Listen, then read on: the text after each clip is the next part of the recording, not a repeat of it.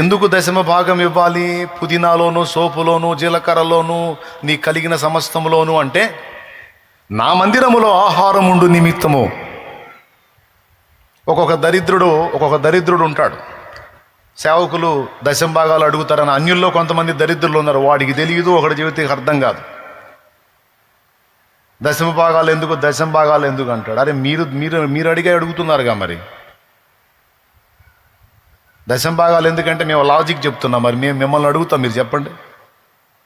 దశమ భాగం ఎందుకంటే దేవుని వాక్యంలో చెప్పాడు, నా మందిరము సమస్తమైన అన్యజనులకు ప్రార్థనా మందిరం అనబడును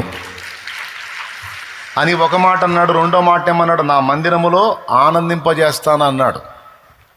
మూడవది ఏమన్నాడు? నేను వారిని పోషించేదను అన్నాడు. అనేక మందికి దేవుని మందిరములో ఆహారం దొరకాలి. గుడ్డివారు, కుంటివారు, మూగవారు, కాలు చేతులు లేనివారు, వికలాంగులు, విధవరాండ్రు, అనాథలు, పిల్లలు త్రోసివేసిన వృద్ధులు, ఏ దిక్కు లేనోడికి ఎవరు దిక్కు అనుకొని వస్తారు మందిరానికి. నా మందిరానికి వచ్చిన భాగ్యులకు పట్టడన్నం దొరకాలి. నేను మీ పంటల్ని, మీ కలిగిన సమస్తాన్ని ఆశీర్వదిస్తా. మీ కలిగిన దానిలో నుండి 90% మీరు తీసుకొని 10% తీసుకొచ్చి నా మందిరంలో పెట్టండి. ఎందుకు పెట్టాలని అడుగుదురా? ఒకనాటికి నీకే అన్నం లేని రోజు వచ్చినప్పుడు అదే నీకు ఆహారం అయిద్దిరా పిచ్చోడా అని. అది దేవుడు చెప్పింది. నీకే ఆహారం లేని దినాన అదే నీకు ఆహారం అయిద్దమ్మా.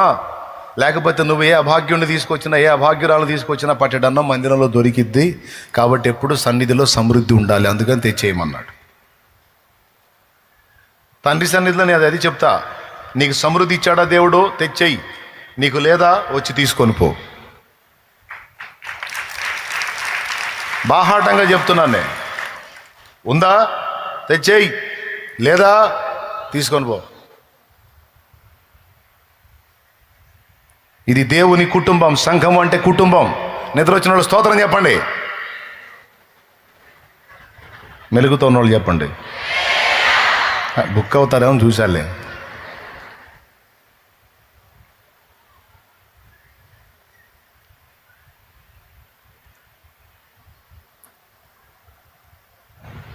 సన్నిధిలో ఆహారం ఉండాలంటే పరిశుద్ధులు వాళ్ళ రాబడిలో నుండి తీసుకొచ్చి ఇక్కడ వేయాలి.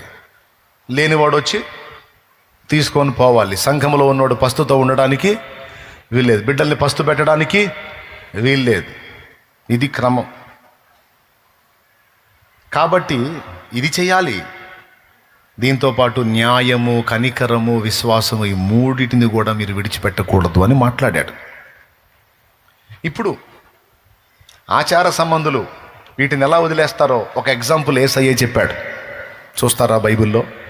చూడండి, లూకాసు వార్త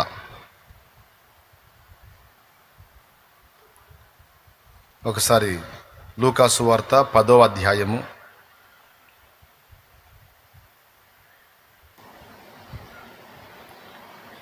25వ వచనం, 10:25. నేనే చదువుతాను, మీరు ఇంట్రెస్ట్గా వినండి, జాగ్రత్తగా వినండి. ఇదిగో ఒకప్పుడు ధర్మశాస్త్రోపదేశకుడు ఒకడు లేచి, బోధకుడా, నిత్య జీవమునకు వారసుడనగుటకు నేనేమి చేయవలెనని ఆయనను శోధించుచు అడిగాను. అందుకు ఆయన, ధర్మశాస్త్రమందేమి రాయబడి ఉన్నది, నీవేమి చదువుచున్నావని అతను అడిగాడు. అతడు, నీ దేవుడైన ప్రభువును నీ పూర్ణ హృదయముతోనూ, నీ పూర్ణ మనస్సుతోనూ, నీ పూర్ణ శక్తితోనూ, నీ పూర్ణ వివేకముతోనూ ప్రేమింపవలెననియు, నిన్ను వలె నీ పొరుగువానిని ప్రేమింపవలెననియు వ్రాయబడి ఉన్నదని చెప్పాను. భలే చెప్పాడు, బాగుంది. అప్పుడు యేసుప్రభు అన్నాడు, అందుకైన నీవు సరిగా ఉత్తరం ఇచ్చితివి, అలాగూ చేయుము, అప్పుడు జీవించదవని అతనితో చెప్పాను. అయితే తాను నీతిమంతుడైనట్టు కనబరుచుకొనగోరి అతడు, అవును గాని నా పొరుగువాడెవడని యేసుని అడిగాను. నా పొరుగువాడు అన్నావు కదా, పొరుగువాడెవడు అని అడిగాడు. అందుకు యేసు ఇట్లా, నేను ఒక మనుష్యుడు యెరూషలేము నుండి యెరికో పట్టణమునకు దిగి వెళ్ళుచు దొంగల చేతికి చిక్కెను. వారు అతని బట్టలు దోచుకొనిరి, అతని కొట్టి కొర ప్రాణములతో విడిచిపోయిరి. అప్పుడు ఒక యాజకుడు ఆ త్రోవను వెళ్ళుట తటస్థించెను. అతడు అతన్ని చూచి ప్రక్కగా పోయెను. అలాగుననే లేవీయుడు ఒకడు ఆ చోటికి వచ్చి చూచి ప్రక్కగా పోయెను. అయితే ఒక సమరయుడు ప్రయాణమై పోవచ్చు, అతడు పడి ఉన్న చోటికి వచ్చి అతనిని చూచి అతని మీద జాలిపడి దగ్గరకు పోయి నూనెయు ద్రాక్షరసమును పోసి అతని గాయములను కట్టి తన వాహనం మీద ఎక్కించి ఒక పూటకూళ్ళవాని ఇంటికి తీసుకొని పోయి అతన్ని పరామర్శించెను. మరునాడు అతడు 2 దేనారములు తీసి ఆ పూటకూళ్ళవానికి ఇచ్చి, ఇతన్ని పరామర్శించుము, నీవింకా ఏమైనానో ఖర్చు చేసినడలా నేను మరలా వచ్చినప్పుడు అది నీకు తీర్చేదనని అతనితో చెప్పి పోయెను. కాగా దొంగల చేతిలో చిక్కిన వానికి ఈ ముగ్గురిలో ఎవడు పొరుగువాడాయనని నీకు తోచుచున్నదని యేసు అతన్ని అడుగగా అతడు అన్నాడు, ఎవరింకా ఆయన మీద జాలిపడిన వాడే అనెను. అందుకు యేసు, నీవును వెళ్ళి అలాగూ చేయమని అతనితో చెప్పాను. క్లియర్గా అర్థమైందా మీకు? రైట్, ఇప్పుడు మ్యాటర్కి వస్తా, వినండి. యేసయ్య చెప్పినటువంటి ఈ ఎగ్జాంపుల్లో యెరూషలేము నుండి ఒకడు ఎరికోకి దిగిపోతున్నాడంట. మార్గ మధ్యలో దొంగలు పట్టుకున్నారు. దొంగలు పట్టుకుంటే జాలి పడతారా? కొట్టి పడేశారు, రక్తాలు గారేటట్టు కొట్టారు. కొట్టి వాళ్ళ దగ్గర ఉన్నవన్నీ దోచుకున్నారు, ఆఖరికి వస్త్రాలు కూడా దోచుకొని పోయారు. కొర ప్రాణముతో అంటే చచ్చిపోయే పరిస్థితికి వెళ్ళిపోయాడు. అంతసేటు కొట్టి పడేసి వెళ్ళిపోయారు. వాళ్ళు అసలు ఏమాత్రం ఓపిక లేకుండా చచ్చిపోతాడు ఇంకా సేపట్లో. అయితే ఆ మార్గమున యాజకుడు ఒకడు పోతున్నాడు. యాజకుడు అంటే మీకు తెలుసా? దేవాలయములో పెద్ద, దేవాలయ కైంకర్యములలో ముఖ్యమైన పార్ట్ పోషించేవాడు యాజకుడు. యాజకుడు ఆ త్రోవను పోతా ఉన్నాడు. వీడిని చూశాడు. కనీసం వాడిని ఆగి చూసి పలకరించి పరామర్శించి ఏం చేయలా, అలాగ దాటి వెళ్ళిపోయాడు. దేవునికి స్తోత్రం కలుగునుగాక. ఏమనుకొని పోయి ఉంటాడు యాజకుడు? నేను చెప్పనా? వీడు అసలు ఈ రాత్రి జామున ప్రయాణం చేసి ఇలా దొంగల చేతికి చిక్కడం మొదటి తప్పు. రెండో తప్పు వినండి బాగా. రెండో తప్పు ఏంటంటే, మొత్తానికి వీడి జీవితంలో ఏదో దోషాలు ఉన్నాయి. వీడు మంచోడు కాదు. వీడు మంచోడు అయితే దేవుడు వీడిని దొంగల చేతిలో పడనిచ్చేవాడు కాదు. వీడు మంచోడు కాదు కాబట్టి వీడు టైంలో ప్రయాణం చేశాడు, మొదటిది. వీడు మంచోడు కాదు కాబట్టి వీడు దొంగలకు చిక్కేటట్టు దేవుడు చేశాడు, 2. వీడు మంచోడు కాదు కాబట్టి వాళ్ళు పచ్చడయ్యేటట్టు కొట్టారు, 3. వీడు మంచోడు కాదు కాబట్టి కనీసం పలకరించే దిక్కు లేకుండా అలా పడున్నాడు, 4. మంచోడు గానోడుతో నాకెందుకు అని పోయాడు. ఎవరయ్యా పోయింది? దేవునికి స్తోత్రం.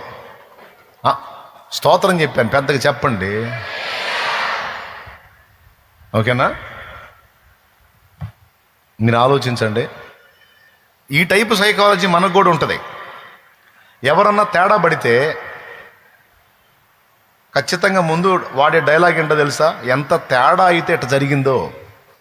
మంచోళ్ళని దేవుడు ఎందుకు అట్ట చేస్తాడు? తేడాలకే ఇట్లా జరిగిద్ది. ఏబు స్నేహితులు ఇదే టైపు మాట్లాడారు ఏబుతో. దేవుడు అన్యాయం చేయడు, ఏబు నీకు ఈ గతి పట్టిందంటే నువ్వు ఎంత తేడా అయితే ఈ గతి పట్టిందో అని ఏబుని పొడవటం మొదలుపెట్టారు. ఆ టైపోళ్ళు అన్నమాట కొంతమంది మనుషులు. బాధలో ఉన్నోడిని ఆదుకొని సాయం చేద్దాం, వాడిని లేవనెత్తుదాం, వాడికి ఇంత ఉపచారం చేద్దాం అనుకోరు.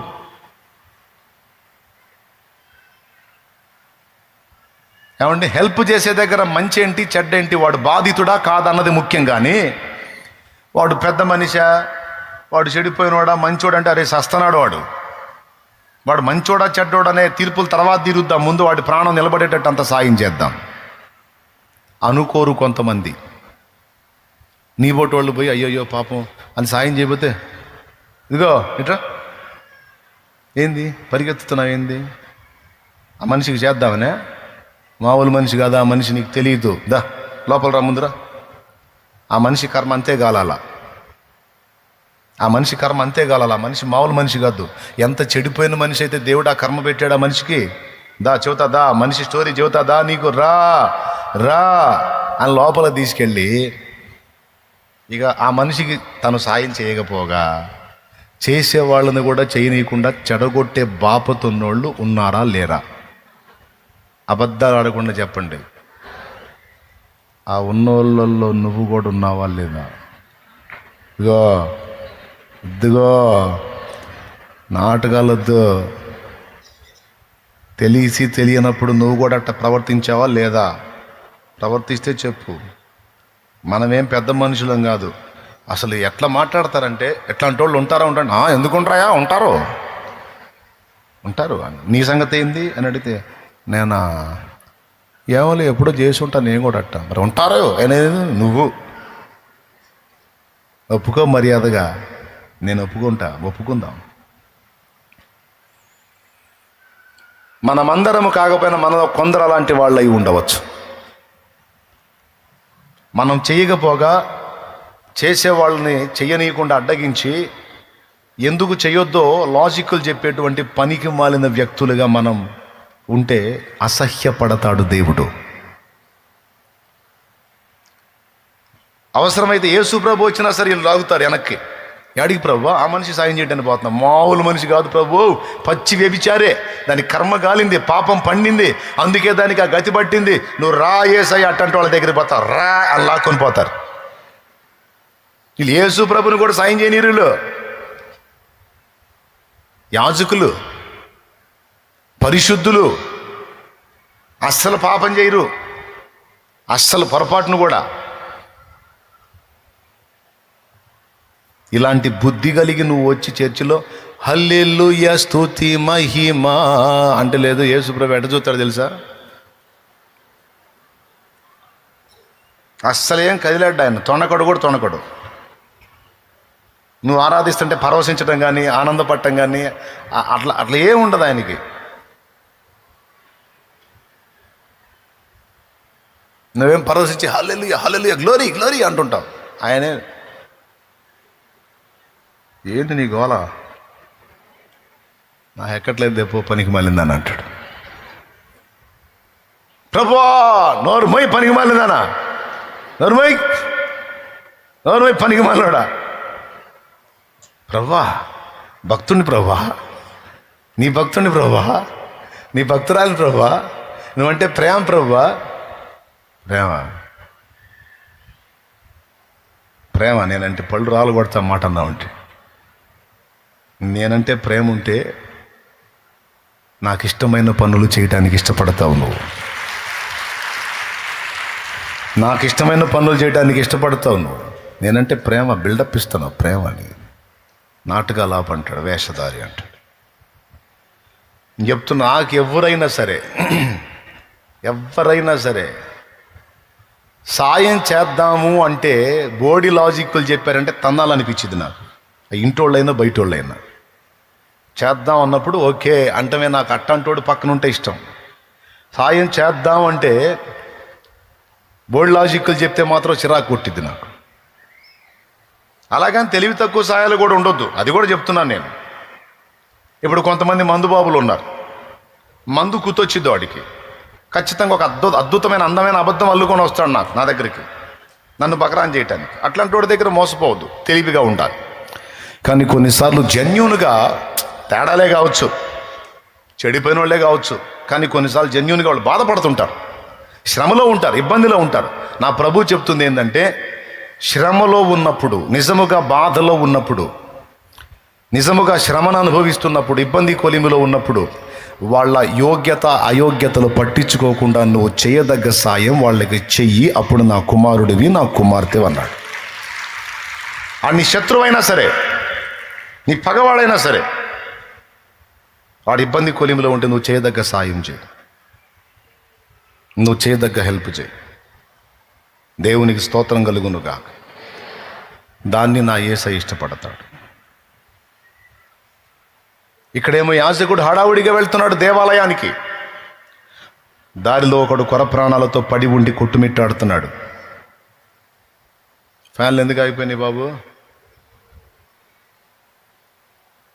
చూసుకోండి.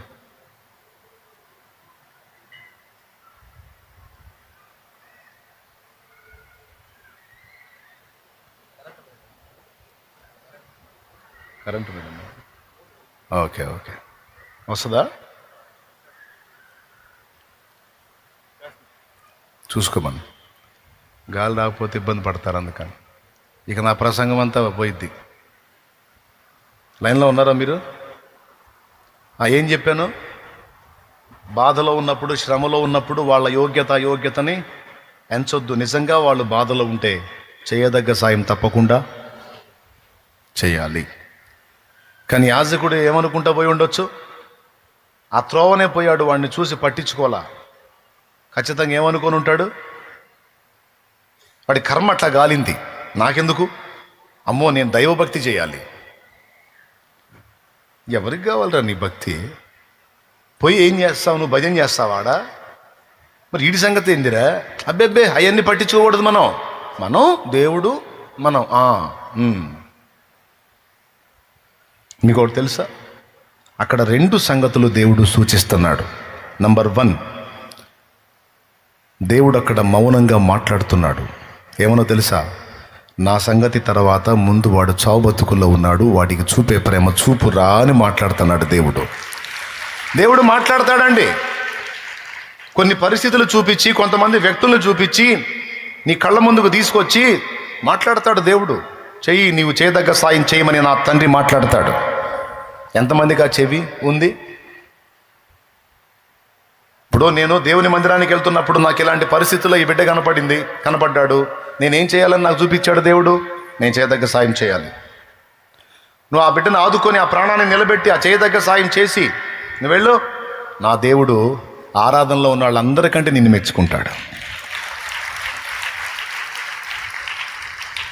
ముష్టేసినట్టు మీరు చప్పట్లు కొడుతుంటే కొడు.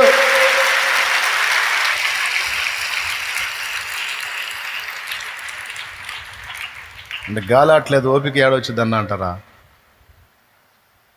తిరుగుతలే ఫ్యాన్ లాగండి. 2 విషయాలు చెప్తాను. ఒకటి, దేవుడు మాట్లాడుతున్నాడు అక్కడ బాధితుడిని చూపించి. అక్కడ నువ్వు వేదాంతాలు మాట్లాడటం కాదు, వీడేం పాపం చేస్తే ఈ గతి పట్టాడు అనే వాడి నేరాల సంఖ్యను బయటికి తీయటం కాదు. నువ్వు చేయదగ్గదేంటి? సరే, పాపమో పుణ్యం వాడిని ఎత్తుకొచ్చింది, ఆడు మోస్తున్నాడు, నువ్వు చేయదగ్గదేంటి? ఇంకొకటి చెప్పనా? కొన్నిసార్లు మన స్పందనను గుర్తించడానికే కొంతమంది వ్యక్తులకు సమస్యలు వచ్చేటట్టు దేవుడు చేస్తాడు. ఆ సమస్యల్లో మన స్పందన ఏంటో దేవుడు పసిగట్టడానికి కొంతమంది వ్యక్తులు కొన్ని ఇబ్బందులు వచ్చేటట్టు మన కళ్ళ ముందు దేవుడు అనుమతిస్తాడు. అప్పుడు మన హృదయం కొట్టుకుంటుందా? స్పందిస్తుందా? వాళ్ళు చేస్తారులని మన దగ్గర అవకాశం ఉన్నా కూడా చేతులు దులిపేసుకొని వెళ్తున్నామా? మొత్తం రాయబడతాయి అక్కడ. నేను చెప్పేది వేస్ట్ మ్యాటర్ కాదు. దీన్ని సీరియస్గా తీసుకుంటే ధన్యులు మీరు. చాలా కీలకమైన విషయాలు ఇవి. ఎంతమందికి అర్థమవుతుంది? ఖచ్చితంగా తీసుకోండి. దేవుడు పరిగణలో తీసుకుంటాడు. ఎప్పుడు కూడా ఎదుటి వాళ్ళకి హెల్ప్ చేసేటప్పుడు వాళ్ళ అయోగ్యతను ఎంచొద్దు. నిజంగా వాళ్ళు బాధపడుతుంటే, అది జెన్యూన్ అయితే తప్పకుండా నువ్వు చేయదగ్గ సాయం నీకు ఓపిక ఉంటే చెయ్యి.